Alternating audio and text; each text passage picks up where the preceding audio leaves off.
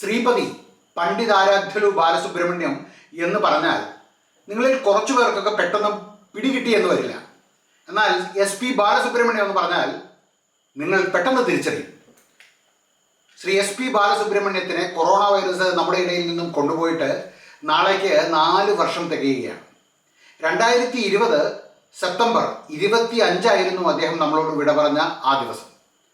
ആരാധ്യനായ അനുഗ്രഹീതനായ ആ ഗായകനെക്കുറിച്ച്, അദ്ദേഹത്തിൻ്റെ സംഗീത ജീവിതത്തെക്കുറിച്ച് നമ്മളിൽ പലർക്കും അറിയാത്ത, എന്നാൽ കുറച്ചു പേർക്കൊക്കെ അറിയുന്ന ചില കാര്യങ്ങൾ പറയുവാനും അങ്ങനെ അദ്ദേഹത്തിനായുള്ള ഒരു ട്രിബ്യൂട്ട് നൽകുവാൻ കൂടിയാണ് ഈ വീഡിയോ. SPBയോളം തലപ്പൊക്കമുള്ള ഒരു ഗായകനും കൊറോണ വൈറസിനെ കുറിച്ച് ഒരു ബോധവൽക്കരണ ഗാനം പാടിയതായി എനിക്കറിയില്ല. എന്നാൽ കൊറോണ അവയർനെസ് എന്ന് പറഞ്ഞുകൊണ്ട് തന്നെ ഓർക്കസ്ട്രേഷൻ ഒന്നുമില്ലാതെ വെറും ശ്രുതി മാത്രം ഇട്ട് അദ്ദേഹം ഒരു ഗാനം പാടിയിട്ടുണ്ട്. തെലുങ്കിലാണ് ഈ ഗാനം പാടിയിരിക്കുന്നത്. യൂട്യൂബിൽ ആ ഗാനം ഇപ്പോഴുമുണ്ട്. 2020 മാർച്ചിലാണ് ഈ ഗാനം യൂട്യൂബിൽ അപ്ലോഡ് ചെയ്തിരിക്കുന്നത്. വിധിയുടെ വിളയാട്ടം എന്നാണോ വിധി വൈപരീത്യം എന്നാണോ പറയേണ്ടത് എന്ന് എനിക്കറിയില്ല. ആ കൊറോണ തന്നെ അദ്ദേഹത്തിൻ്റെ ജീവൻ എടുത്തു. നമ്മൾ അറിയുന്ന SPB അനുഗ്രഹീത ഗായകനാണ്. അദ്ദേഹത്തിൻ്റെ ശബ്ദത്തിൽ ഒട്ടേറെ ക്ലോണുകൾ ഉണ്ടായിട്ടുണ്ടെങ്കിലും ഇപ്പോഴും എപ്പോഴും യുണീക്കായ ആ ശബ്ദത്തിന് പകരം വയ്ക്കാൻ ഒരു ശബ്ദം ഇന്ത്യയിൽ ഇനിയും ജനിക്കേണ്ടിയിരിക്കുന്നു എന്ന് ഞാൻ പറയുമ്പോൾ അദ്ദേഹത്തെ അറിയുന്നവർക്ക് അതൊരു അതിശയോക്തിയല്ല എന്ന് മനസ്സിലാകും. ഈ ഭൂമിയിൽ ജീവിച്ചിരുന്ന ഹംബ്ലസ്റ്റ് ആയിരുന്ന, ഡൗൺ ടു എർത്ത് ആയിരുന്ന മഹാനായ ആ മനുഷ്യനെക്കുറിച്ച്, മഹാനായ ആ ഗായകനെക്കുറിച്ച് നമ്മൾ അറിയാത്ത SP ബാലസുബ്രഹ്മണ്യത്തെ തേടിയുള്ള ഒരു യാത്രയുടെ ഒടുക്കമാണോ തുടക്കമാണോ എന്ന് എനിക്കറിയില്ല. അതാണ് ഈ വീഡിയോ. പാടുന്നത് ഏതു ഭാഷയിലാണെങ്കിലും SPBയെ സംബന്ധിച്ചിടത്തോളം അത് മാതൃഭാഷയായിരുന്നു. തമിഴാകട്ടെ, തെലുങ്കാകട്ടെ, കന്നഡയാകട്ടെ, ഹിന്ദി ആകട്ടെ, മറ്റൊരു ഗായകനും സാധിക്കാത്ത ഭാഷയുടെ അതിർവരമ്പുകൾ ലംഘിക്കുന്ന, ഭാഷയുടെ പരിമിതികളെ അനായാസം മറികടക്കുന്ന ആലാപന ശൈലിയും ശബ്ദ സൗകുമാര്യവും SPBക്ക് മാത്രം സ്വന്തമായിരുന്നു. ലതാ മങ്കേഷ്കർ ഒരിക്കൽ മുഹമ്മദ് റഫിയെക്കുറിച്ച് പറഞ്ഞിട്ടുണ്ട്, ഹിന്ദി സംസാരിക്കാത്ത ശ്രോതാക്കളെപ്പോലും തൻ്റെ ഇമോട്ടീവ് വോയിസ് പവർ കൊണ്ട് റഫീസ ആരാധകരാക്കിയിട്ടുണ്ട് എന്ന്. SPBയുടെ ശബ്ദത്തെക്കുറിച്ചും നമുക്ക് അതുതന്നെ പറയാം. SPB പ്രിയപ്പെട്ടവർക്ക് ബാലുവായിരുന്നു. തൻ്റെ 70കളിലും ആ ശബ്ദം യൂത്ത്ഫുൾ ആയിരുന്നു. അപാരമായ റേഞ്ചും അനായാസമായ ആലാപന ശൈലിയും അതായിരുന്നു മരിക്കുന്നത് വരെയും SPB. SPBയുടെ ശബ്ദത്തെക്കുറിച്ച് പറയുകയാണെങ്കിൽ ഒരു dulcet voice with an amazing range എന്നാണ് ഒറ്റ വാചകത്തിൽ പറയാവുന്നത്. SPBയെ കുറിച്ച് അധികം ആർക്കും അറിയില്ലാത്ത ചില കാര്യങ്ങൾ ഞാൻ പറയാം. സ്വന്തം പിതാവിൻ്റെ ആഗ്രഹ പൂർത്തിക്കായി ഒരു എഞ്ചിനീയർ ആകാൻ ആഗ്രഹിച്ച് അനന്ത്പൂരിലെ ജവഹർലാൽ നെഹ്റു ടെക്നോളജിക്കൽ യൂണിവേഴ്സിറ്റിയിൽ എഞ്ചിനീയറിംഗ് കോഴ്സിന് ചേർന്നുവെങ്കിലും പിന്നീട് അദ്ദേഹം സംഗീതമാണ് തൻ്റെ വഴി എന്ന് തിരിച്ചറിഞ്ഞത് കൊണ്ടാകാം കോഴ്സ് ഡിസ്കണ്ടിന്യൂ ചെയ്തത്. മറ്റേതൊരു ഗായകരും സാധാരണ സ്വീകരിക്കുന്ന സംഗീത പഠനത്തിൻ്റെ ശാസ്ത്രീയ വഴികളിൽ ഒരിക്കലും SPB പോയിട്ടില്ല എന്ന് പറയുമ്പോൾ കുറച്ചു പേർക്കെങ്കിലും അത്ഭുതം തോന്നിയേക്കാം. എന്നാൽ സത്യം അതാണ്.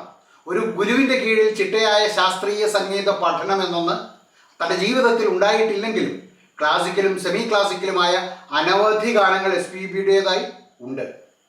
ശങ്കരാഭരണം എന്ന തെലുങ്ക് ചിത്രത്തിലെ മാത്രം ഗാനങ്ങൾ അതിന് ഉദാഹരണമാണ്. ശാസ്ത്രീയ സംഗീതത്തിന് സിനിമയിൽ ഒരു മാന്യമായ സ്ഥാനം നേടിക്കൊടുക്കുവാൻ ശങ്കരാഭരണത്തിലെ അദ്ദേഹത്തിൻ്റെ ആ ഗാനങ്ങൾക്ക് കഴിഞ്ഞു. തെലുങ്കിലും തമിഴിലുമെല്ലാം കർണാട്ടിക് സംഗീതത്തിൻ്റെ ചുവട് പിടിച്ച് പിന്നീട് ഗാനങ്ങൾ വരുവാനും തുടങ്ങി. 1966 ഡിസംബറിൽ പുറത്തിറങ്ങിയ ശ്രീ SP കോദണ്ഡപാണിയുടെ സംഗീത സംവിധാനത്തിൽ ശ്രീ ശ്രീ മര്യാദ രാമണ്ണ എന്ന തെലുങ്ക് ചിത്രത്തിനു വേണ്ടി പാടിക്കൊണ്ടാണ് SPB തൻ്റെ സംഗീത സബര്യ ആരംഭിക്കുന്നത്. 44 വർഷത്തിലധികം നീണ്ട സംഗീത ജീവിതം, 42,000-ത്തിലധികം ഗാനങ്ങൾ, അതും 14 ഭാഷകളിൽ: തെലുങ്ക്, തമിഴ്, കന്നഡ, മലയാളം, ഹിന്ദി, തുളു, ഒറിയ, ആസാമീസ്, സംസ്കൃതം, കൊങ്കണി, ബംഗാളി, മറാത്തി, പഞ്ചാബി മുതലായ എല്ലാ ഭാഷകളിലും. ഗോണ്ട് എന്ന ട്രൈബൽ ഭാഷയിൽ വരെ അദ്ദേഹം ഗാനാലാപനം നടത്തിയിട്ടുണ്ട്. ഇത്രയും കേൾക്കുമ്പോൾ തന്നെ SPBയുടെ ഒരു റേഞ്ച് നിങ്ങൾക്ക് മനസ്സിലാകും. നിങ്ങൾക്കറിയാമോ, 1981 ഫെബ്രുവരി 8 കന്നഡ സിനിമയിലെ ഒരു സംഗീത സംവിധായകൻ ഉപേന്ദ്ര കുമാറിന് വേണ്ടി SP ബാലസുബ്രഹ്മണ്യം രാവിലെ 9 മണിക്ക് ആരംഭിച്ച് രാത്രി 9 മണി വരെ നീണ്ട 12 മണിക്കൂറിനുള്ളിൽ 17 ഗാനങ്ങളാണ് ഒറ്റയടിക്ക് റെക്കോർഡ് ചെയ്തത്. ഇതൊരു റെക്കോർഡാണ്. നിങ്ങൾക്കറിയാമോ, തമിഴിലും തെലുങ്കിലുമായി SPB ഒരു ദിവസം തന്നെ 19 ഗാനങ്ങളാണ് റെക്കോർഡ് ചെയ്തത്. ആനന്ദ് മിലിന്ദ് എന്ന സംഗീത സംവിധായകർക്കായി 16 ഹിന്ദി ഗാനങ്ങളാണ് ഒറ്റ ദിവസം SPB റെക്കോർഡ് ചെയ്തത്. ഇതൊരു ചെറിയ നേട്ടമല്ല. പാട്ടിൽ നിന്നും സംഗീത സംവിധാനത്തിലേക്ക് ഒരു ചെറിയ ചുവടുമാറ്റം. തമിഴ്, തെലുങ്ക്, കന്നഡ, ഹിന്ദി തുടങ്ങിയ ഭാഷകളിലായി SPB 45 സിനിമകൾക്ക് വേണ്ടി സംഗീത സംവിധാനം നിർവഹിച്ചിട്ടുണ്ട് എന്ന കാര്യം നിങ്ങളിൽ എത്ര പേർക്കറിയാം? ശബ്ദം കൊണ്ട് മായാജാലം തീർക്കുന്ന മാന്ത്രികനാണ് SPB. അതുകൊണ്ട് ഗാനാലാപന രംഗത്തും മാത്രമല്ല, ഡബ്ബിംഗ് രംഗത്തും തൻ്റെ മായാമുദ്ര അദ്ദേഹം പതിപ്പിച്ചിട്ടുണ്ട്. അഗാധവും വിസ്മയജനകവുമായ തൻ്റെ ശബ്ദ സൗകുമാര്യം കൊണ്ട് സൗത്ത് ഇന്ത്യയിലെ ഒട്ടനേകം താരങ്ങൾക്ക് 100-ലധികം ചിത്രങ്ങളിൽ ശബ്ദം നൽകിയിട്ടുണ്ട് അദ്ദേഹം.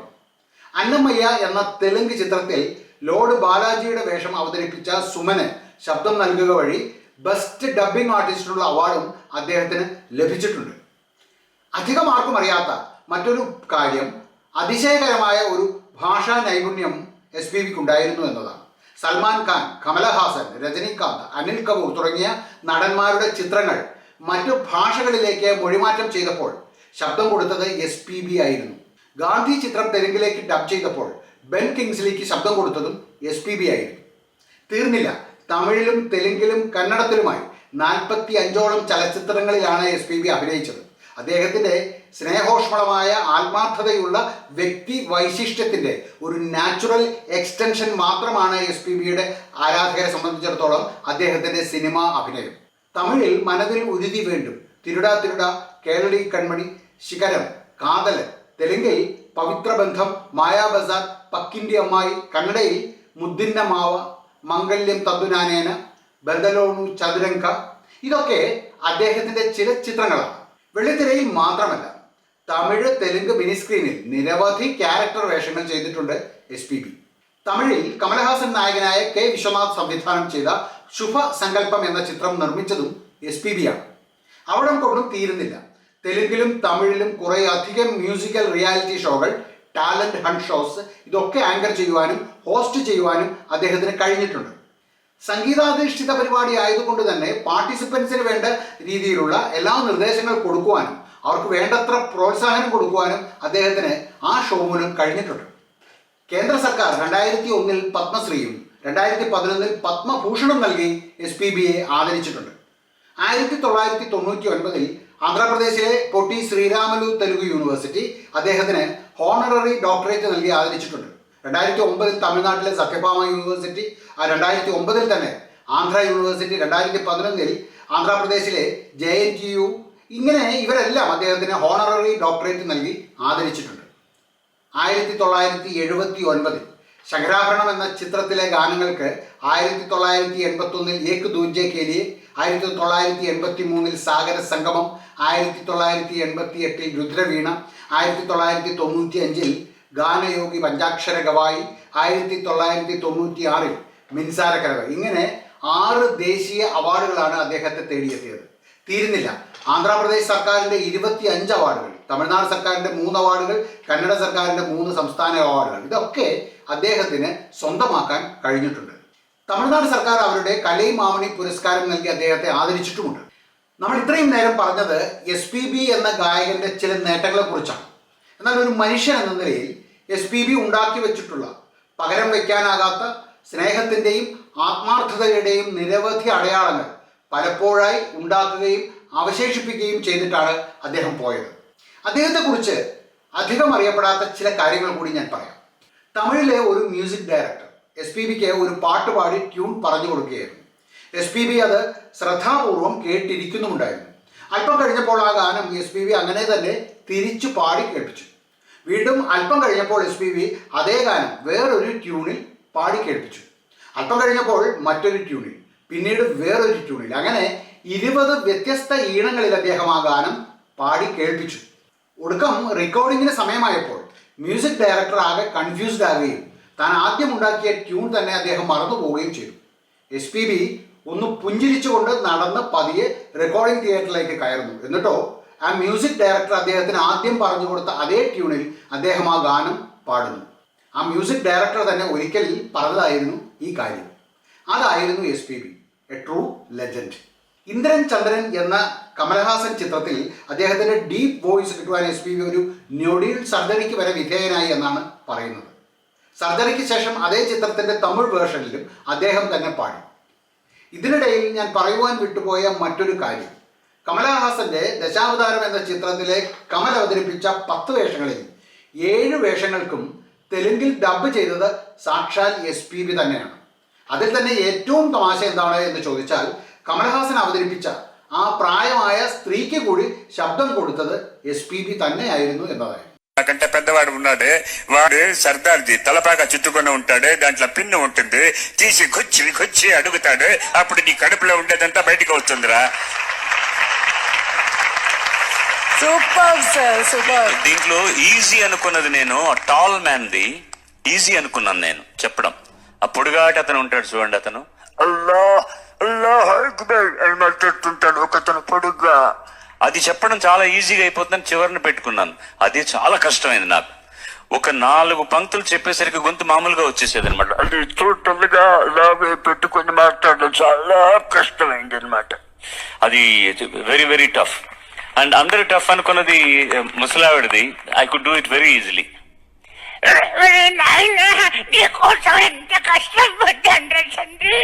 అమావాస్య రోజున పుట్టిన వెన్నెలంటే బాగున్నావు, నీకోసం ఎన్ని పూజలు చేశాడ్రా నాయన.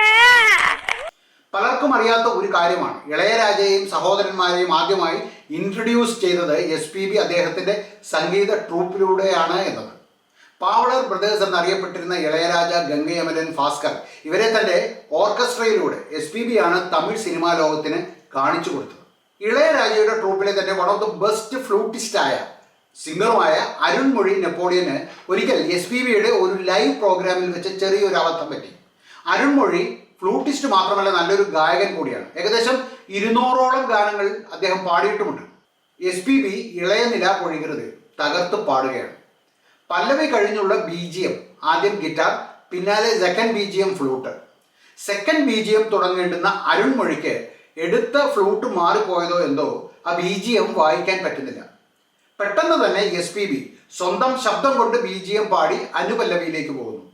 ഗാനത്തിന് ശേഷം SPB പേരെടുത്തു പറഞ്ഞുകൊണ്ട് അരുൺമൊഴിക്ക് പറ്റിയ അബദ്ധം വിശദീകരിക്കുന്നു.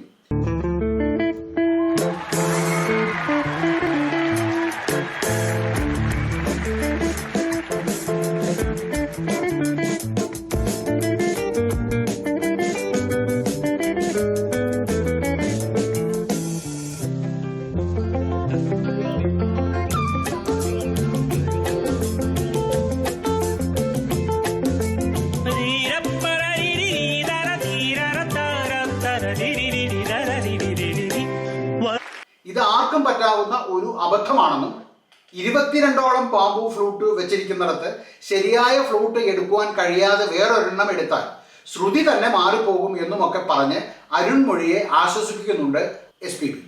ആ BGM ശരിയായി വായിക്കാൻ സാധിക്കാത്തതിനാൽ അരുൺമൊഴിക്ക് വല്ലാത്ത നിരാശയുണ്ടെന്നും അദ്ദേഹം പറയുന്നുണ്ട്. വീണ്ടും ആ സെക്കൻഡ് BGM തനിക്ക് വേണ്ടി ഒന്നുകൂടി വായിക്കുവാൻ അരുൺമൊഴിയോട് അദ്ദേഹം ആവശ്യപ്പെടുന്നു. പിന്നെ ഗിറ്റാർ തുടങ്ങുന്നു. അരുൺമൊഴി സെക്കൻഡ് BGM ഫ്ലൂട്ടിൽ ശരിയായി തന്നെ വായിക്കുന്നു. സദസ്സിൽ നിന്നും നിലയ്ക്കാത്ത കരഘോഷം. I, on behalf of my brother, one of the finest flautists, Napoleon, called not Bonaparte, Arun Mori. எந்த பாட்டுக்கு எந்த சுதியில் எடுக்கணுன்றது சம்டைம்ஸ் அது கீழே தவறி போய் அந்த பக்கம் போயாச்சுன்னா, if you take a wrong flute வேற நோட்டே வந்துடும். He is feeling so bad that he could not play the second background. இளைய நிலா செகண்ட் BGM பொழிகிறதே, இதயம் வரை நலகிறதே.